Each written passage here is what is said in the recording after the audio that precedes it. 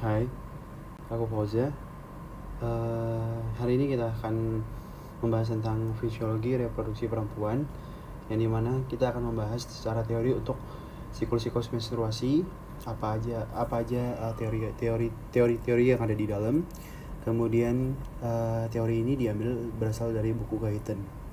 Oke, langsung aja kita percepat pembahasan. Nah, yang pertama itu siklus menstruasi normalnya itu ada di 28 hari. Jadi normalnya 28 hari. Tapi berdasarkan di lapangan macam-macam, ada yang 30, bahkan ada yang lebih, bahkan ada yang kurang. Nah, apa yang disebut dengan siklus pendek? Atau ada beberapa perempuan yang memiliki siklus yang pendek, misalnya dia menstruasi cukup 20 hari.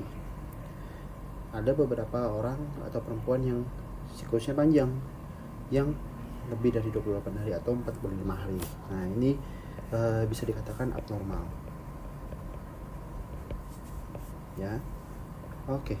Kemudian pada umur sebelum kita bahas fisiologinya, jadi pada dasarnya hormon pada perempuan itu ada 3 kelenjar, ya. Yang pertama hipotalamus. Hipotalamus ini akan mengeluarkan GnRH. GnRH itu gonadotropin hormon. Oke. Nah, GnRH ini akan dialirkan menuju ke hipofisis anterior, yang mana awalnya yang pertama hipotalamus di sini, hipofisis anterior di sini, gitu. Nah, jadi GnRH tadi itu akan ke hipofisis anterior untuk menghasilkan FSH dan LH. Nah, FSH dan LH inilah yang penting untuk proses dari siklus menstruasi pada perempuan. Oke, FSH dan LH akan menuju ke ovarium, dan ovarium akan menghasilkan estrogen dan progesteron. Oke. Pada umur di bawah 9 tahun itu perempuan ovariumnya belum aktif. Jadi ovariumnya belum aktif ketika dia umurnya 9 sampai 12 tahun. Ya. Kalau misalnya dia di 9 tahun menstruasi, untuk pertama kalinya disebut dengan menarche. Ya. Kemudian pada umur ini pada umur 9 tahun hipofisis anterior akan mulai mensekresikan yang namanya FSH dan LH. Oke. Nah, FSH dan LH yang saya jelaskan sebelumnya ini akan menstimulasi yang ovarium untuk menghasilkan estrogen dan progesteron, yang mana awalnya itu lebih dominan estrogen dulu, baru yang kedua progesteron, gitu ya. Nanti saya jelasin tahapan-tahapannya. Oke. Nah, semua itu diawali dengan perkembangan folikel di ovarium. Jadi ovarium itu, jadi ini ovarium, ya. Ini ovarium. Ovarium itu memiliki folikel. Nah, ini folikel yang pertama. Folikel. Jadi folikel ini dapat berkembang itu disebabkan gara-gara hormon dari FSH dan LH. Nah, setelah itu perkembangan folikel ovarium ini disebut dengan fase folikular, karena memang yang berperan di situ adalah folikelnya, sehingga disebut dengan fase folikular. Kemudian sebentar ya. Oke. Pada saat bayi perempuan lahir, ovum itu sudah tersedia di ovarium. Jadi memang pada dasarnya ovarium itu sudah memiliki folikel yang banyak, mungkin berjuta-juta, yang dimana mereka ini belum aktif ketika ada rangsangan FSH atau LH, ya. Dan bentuk awalnya kita sebut dengan primordial cell atau bentuk awal dari sel folikel tersebut, yang dimana ditandai dengan ada satu sel, kemudian pinggirannya ini disebut dengan sel granulosa. Oke. Sel granulosa inilah yang berperan penting untuk mensekresikan estrogen dan membantu perubahan dari testosteron ke estrogen gitu. Jadi nanti ada selanjutnya. Ya, jadi sel granulosa ini fungsinya yang pertama untuk nutrisi. Oke. Kemudian fungsi yang kedua adalah untuk inhibitor. Nah, jadi kalau misalnya ada satu sel yang berkembang, jadi di ovarium ini kan banyak folikel-folikelnya atau sel telurnya. Ya, kita bilang sel telur lah. Sel telurnya. Nah, sel telur ini nggak semuanya dia berkembang, jadi hanya salah satu saja. Misalnya yang pertama ini. Jadi kalau misalnya dia berkembang besar sendiri, itu dia akan menghambat kawan-kawannya untuk menjadi berkembang. Gak mungkin dalam satu siklus menstruasi itu akan menghasilkan 2 folikel, 3 folikel gitu. Nah, dari situlah penyebabnya kenapa tidak bisa terjadi pematangan sel telur jadi 2, 3, dan 4. Oke. Nah, kemudian kita lanjut. Pada saat umur 11 sampai 15 tahun itu FSH dan LH mulai start untuk mensekresikan dari hipofisis anterior yang tadi, hipofisis anterior ke ovarium gitu. Sedangkan di mana ovarium itu memiliki sel telur yang harus dimatangkan gitu. Nah, karena ada rangsangan dari paling penting itu FSH sih dibandingkan LH kalau misalnya fase folikular. Jadi yang pertama FSH dulu yang dominan. Jadi FSH ini dia meningkat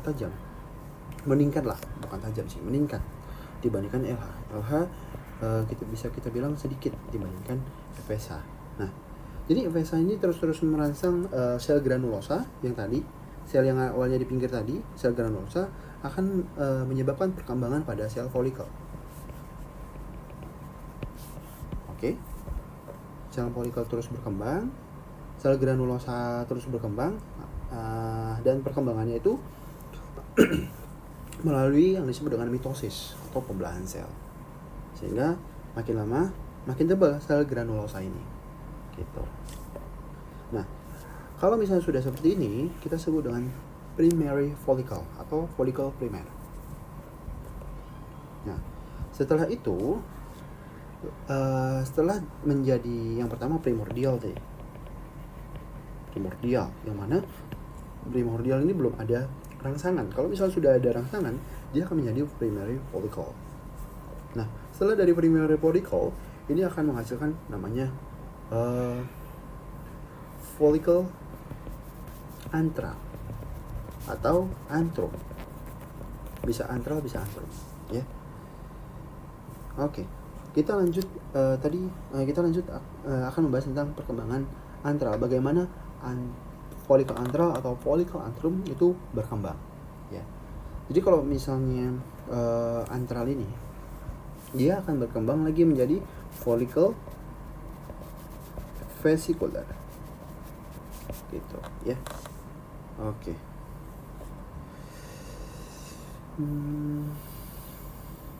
Oke. Nah, jadi FSH ini secara fungsi akan menyebabkan mitosis pada sel granulosa, ya. Ini sel granulosa dia akan menerima FSH ke dalam sehingga akan menghasilkan mitosis. Inilah salah ilustrasi.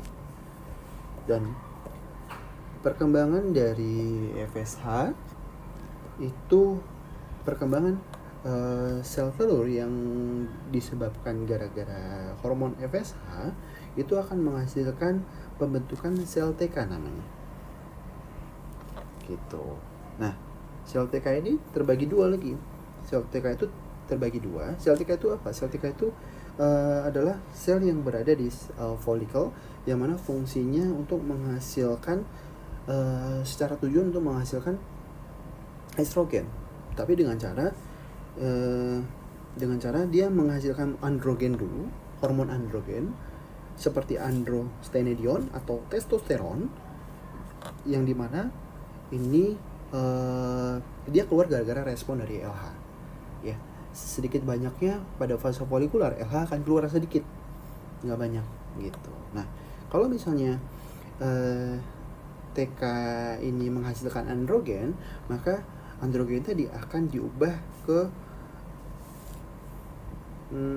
estrogen melalui sel granulosa, melalui proses enzim aromatase gitu ya.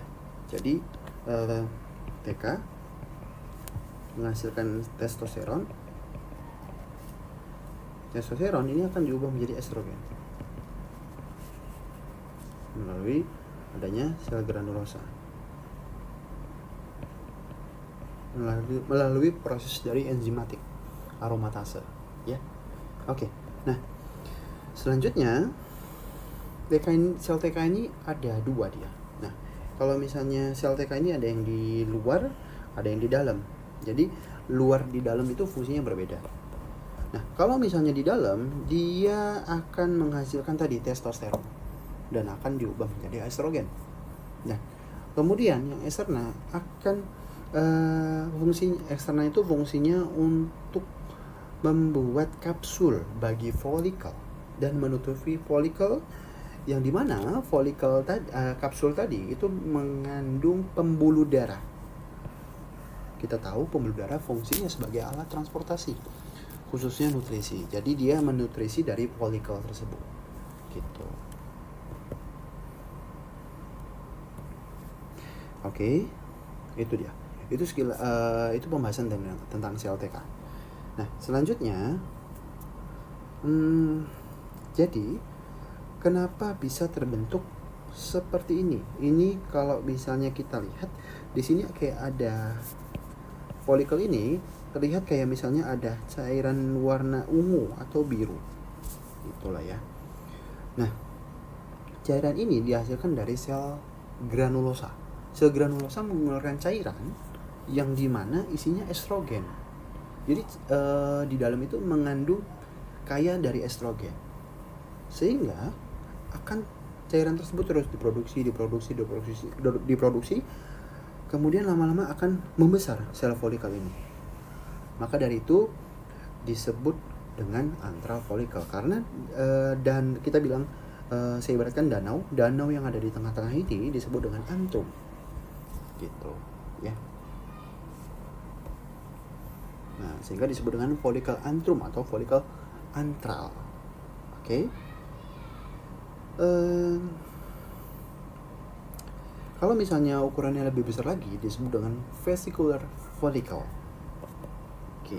Nah, jadi pada dasarnya ini kita ilustrasikan adalah sel granulosa. Sel granulosa ya. Sel granulosa yang pertama, sel granulosa yang kedua. Nah, sel granulosa yang di dalam folikel tadi itu ada kandungan sel granulosanya. Oke, setuju. Sel granulosa tadi akan menghasilkan cairan, yang mana cairan tersebut kaya akan estrogen. Nah, terjadilah proses parakrin. Parakrin ada kalau misalnya di fisiologi itu ada parakrin, autokrin, endokrin. Kalau misalnya parakrin itu ke sebelah. Jadi sel-sel granulosa akan mengirimkan estrogen terus kena ke sebelah. Itu parakrin. Kalau endokrin prinsipnya dari organ jauh ke jauh gitu. Kalau autocrine dia dari diri sendiri gitu. Nanti bisa dicari secara terminologi. Nah, jadi sel granulosa ini menghasilkan estrogen dan akan menyebabkan efek kepada sel granulosa yang kedua. Nah, efeknya apa? Efeknya, jadi di sini efeknya dia makin sensitif. Jadi yang kedua ini makin sensitif terhadap FSH gitu. Oke? Nah, jadi semakin banyak estrogen datang ke dia, yang kedua ini akan menghasilkan sensitivitasnya meningkat terhadap hormon dari FSH. Ya kan? Nah, jadi kombinasi antara estrogen, jadi sel ini, sel granulosa, kalau misalnya dia menerima estrogen, kemudian makin lama makin sensitif terhadap FSH. Sensitif maksudnya gini, dia bisa saja kita ilustrasikan dia memiliki reseptor untuk FSH dengan jumlah yang banyak. Jadi dia makin FSH tuh makin sering lah kesini karena ada reseptornya atau ada tempat dudukannya. Jadi estrogen dan FSH itu lebih sering kesini, ke sel granulosa yang kedua. Nah, kombinasi dari estrogen dan FSH itu akan menghasilkan yang namanya LH reseptor.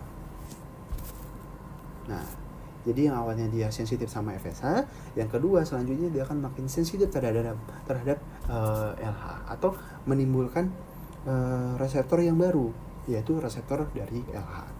Jadi LH itu nanti bisa duduk di situ, gitu, sehingga akan menghasilkan sebuah respon. Sebuah respon apa? Nanti kita bahas. Nah, kemudian sebentar ya. Nah, ada satu teori juga yang mau saya jelaskan kenapa hanya satu folikel aja yang matang, ya kan? Jadi pada dasarnya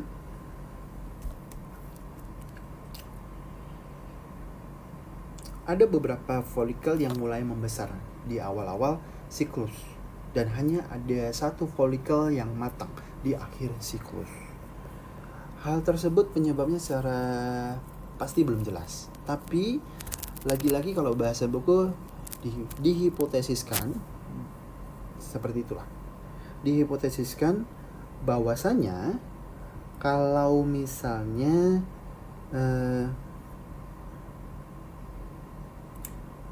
folikel yang di sini kita bisa lihat, folikel yang mengalami perkembangan yang paling besar akan menghasilkan lebih banyak lagi estrogen.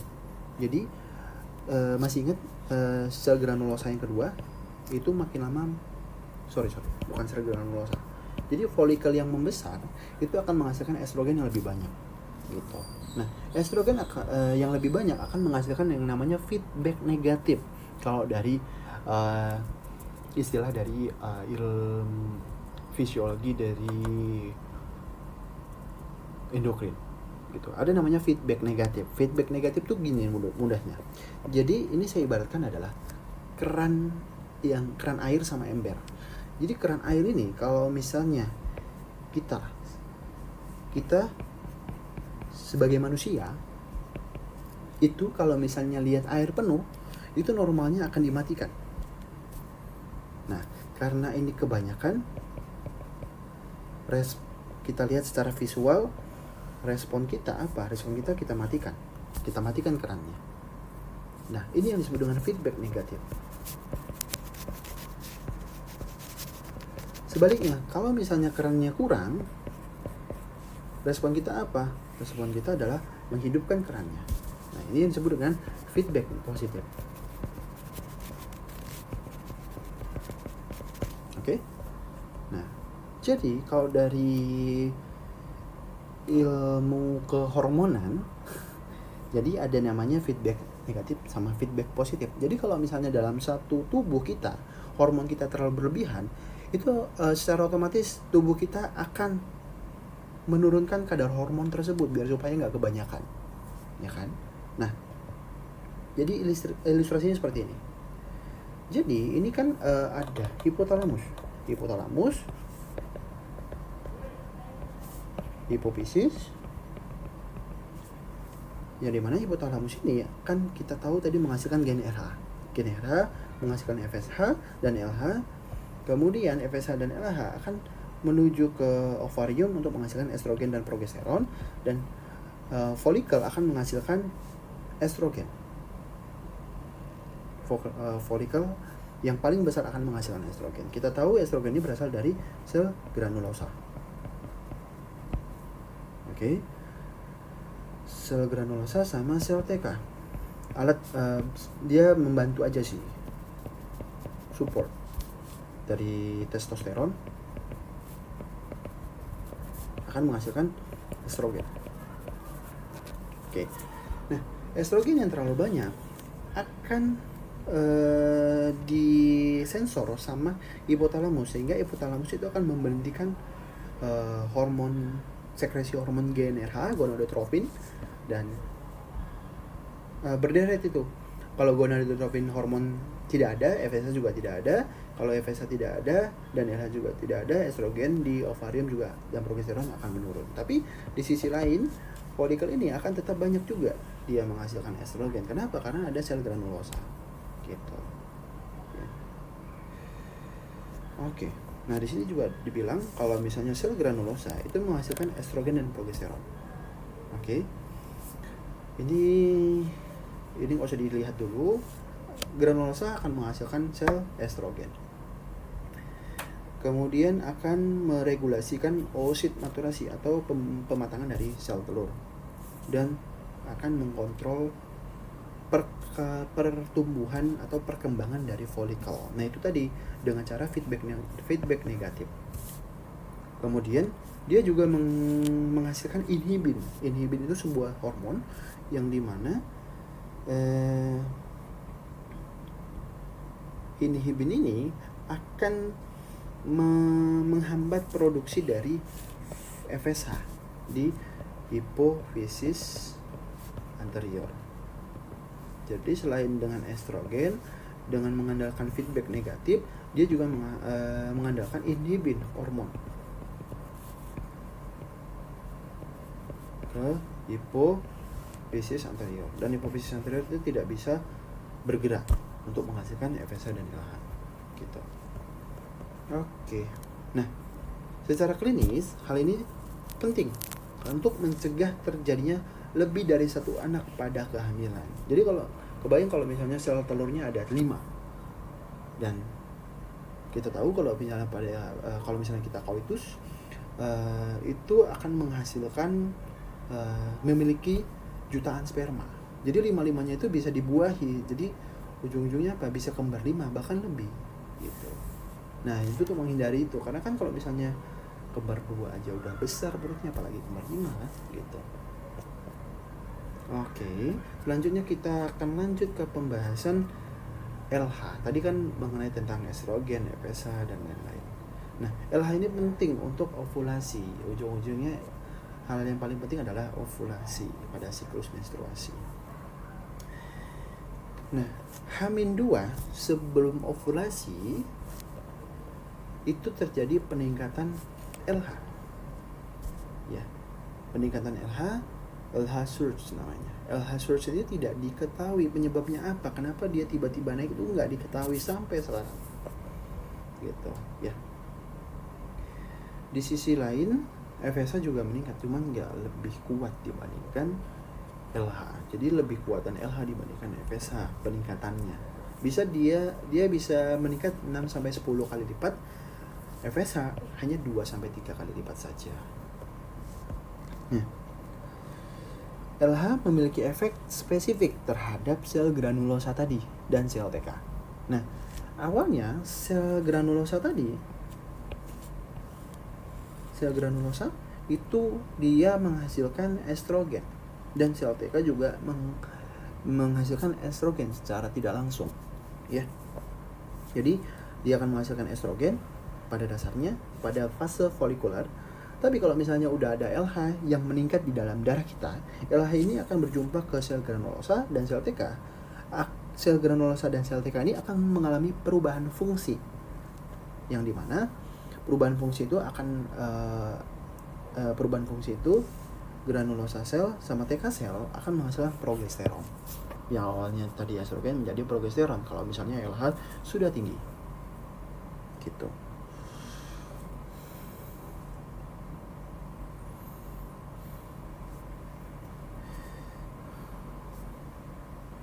Kemudian di sini ada keterangan juga bahwasanya tanpa ada hormon LH, bahkan dengan kuantitas atau jumlah yang banyak dari hormon FSH yang tersedia, the follicle atau follicle tidak akan mengalami yang namanya ovulasi. Mau sebanyak apapun FSH tidak akan mengalami ovulasi. Tapi misterinya LH itu meningkat itu masih dipertanyakan kenapa sampai sekarang. Oke. Nah, lanjut. Tadi kita bahas tadi udah membahas tentang LH, relasi LH sama sel TK dan sel TK dan sel granulosa.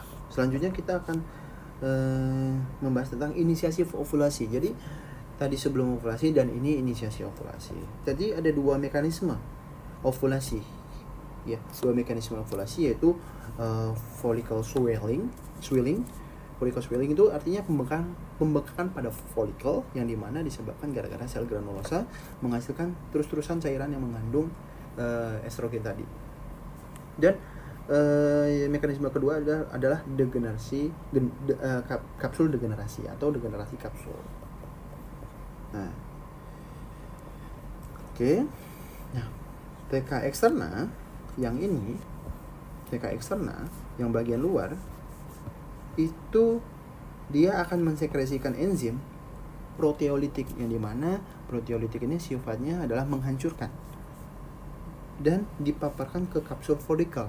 Kalau misalnya kapsul tadi pecah, terjadilah disolusi kapsul folikel dan akan membuat kapsul folikel menjadi lemah. Nah, kalau misalnya sudah selanjutnya secara bersamaan terdapat pertumbuhan pembuluh darah baru yang cepat dan disertai munculnya prostaglandin sehingga menyebabkan vasodilatasi. Kita tahu prostaglandin ini berasal dari sel TK dan sel granulosa yang diubah fungsinya oleh LH. Jadi prostaglandin itu memiliki efek vasodilatasi ke pembuluh darah dan akan kalau misalnya pembuluh darah itu sudah mengalami vasodilatasi, otomatis endotelnya akan terpisah dan akan mengalami transudasi cairan. Nah, semakin lama semakin bengkak dan ini akan menyebabkan edema atau pembengkakan pada suatu organ. Kalau misalnya sudah terjadi pembengkakan, kemudian kapsul menjadi lemah, lama-lama banyak air di dalam akan menghasilkan pemecahan pada si follicle, ya. Jadi ini dari referensi dari Guyton bahwasanya LH itu akan menghasilkan hormon progesteron, dan hormon progesteron itu tadi ada dua mekanisme.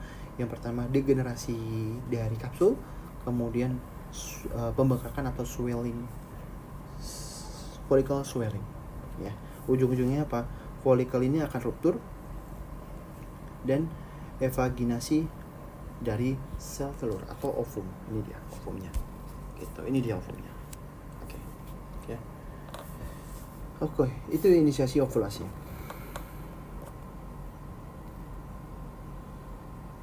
Oke.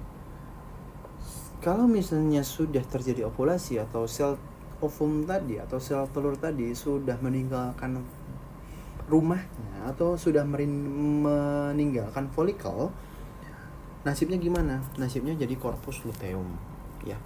Korpus badan luteum itu artinya kuning, jadi akan membentuk sebuah gumpalan yang menguning, disebut dengan korpus luteum.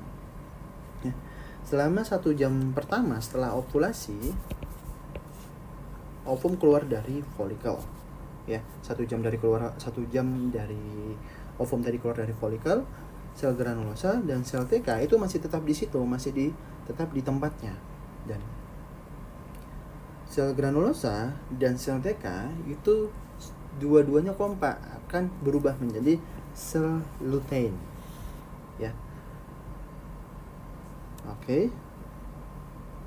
Dan masih ada beberapa sisa-sisa di corpus luteum itu, masih ada sel granulosa dan sel TK, ya. Jadi sel granulosa itu masih menghasilkan progesteron, estrogen juga ada, tapi lebih banyak progesteronnya. Kemudian sel TK sama fungsinya, masih menghasilkan testosteron untuk menghasilkan progesteron, yang dimana melalui sistem melalui proses dari enzimatik aromatase, ya, yang dimana aromatase ini berasal dari sel granulosa. Oke. Fase luteal itu selesai dari awal diovulasi sampai selesainya itu 7-8 hari. Setelah korpus luteum layu atau fungsi sekresinya tidak diperlukan lagi, dia akan menjadi korpus albikan. Korpus albikan itu yang ini. Nah, korpus albikan itu yang ini, yang warna putih. Dia akan menjadi albino atau albikan. Putih dia. Oke. Nah, setelah jadi korpus albikan, setelah berminggu-minggu akan berubah menjadi jaringan ikat. Oke. Setelah menjadi jaringan ikat, dia akan direabsorpsi pada tubuh. Gitu. Jadi sudah menghilang. Oke, mungkin itu saja yang bisa dapat saya sampaikan. Kalau misalnya ada pertanyaan, boleh tanyakan di bawah, ya. Di komentar maksudnya. Oke. See you.